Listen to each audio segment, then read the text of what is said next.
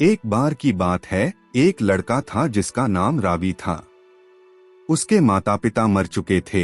वह अपनी भाभी के साथ रहता था, लेकिन उसकी भाभी उससे खुश नहीं थी और उसे रोज डांटती रहती थी।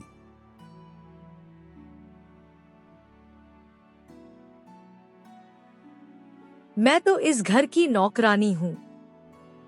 सारा दिन काम करते रहो।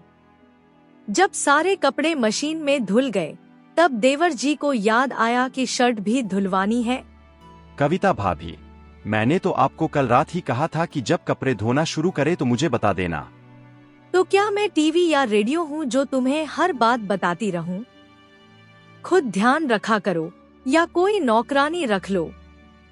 मैं नौकर नहीं हूँ। इतने में मोहल्ले में रहने वाली पायल घबराई हुई आई। रवि, पापा की तबीयत बहुत खराब है। वो कुछ बोल नहीं रहे हैं। क्या? तुम चिंता मत करो, मैं देख लूंगा। पायल और रवि सिर्फ पड़ोसी ही नहीं बल्कि बचपन के दोस्त भी थे। पायल की मां पहले ही गुजर चुकी थीं और अब अचानक उसके पिता भी उसे छोड़कर चले गए। मृत्यु से पहले पायल के पिता ने उसका हाथ रवि के हाथ में सौंप दिया।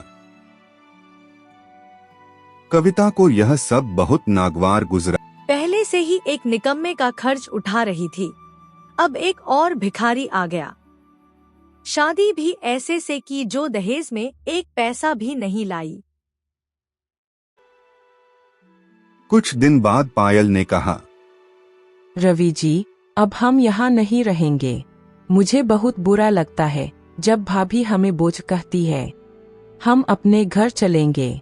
इस घर का किराया बाकी है। ठीक है पायल, अब से हम तुम्हारे घर रहेंगे। उन्होंने पायल के किराए के घर में अपनी जिंदगी शुरू की। तुम वही काम शुरू करो जो पापा करते थे। बाजार में मटर, पनीर और पूरी बेचते थे।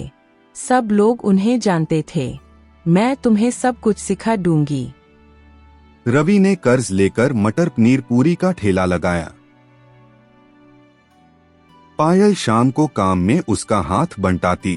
धीरे पुराने ग्राहक वापस आने लगे और काम चल निकला।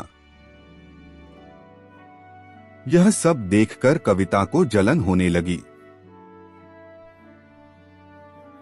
और काम कैसा चल रहा है? बहुत अच्छा, आप सबके आशीर्वाद से।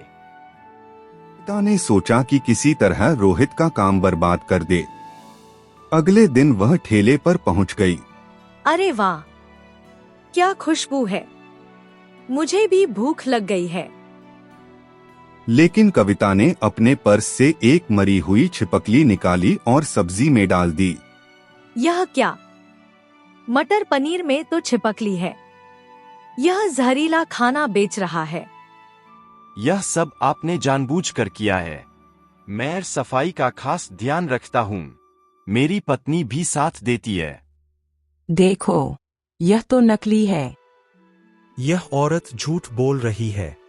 यह इस शरीफ इंसान को बदनाम करना चाहती है। आज के बाद हमारे सामने मत आना। अब हमारे बीच कोई रिश्ता नहीं रहा।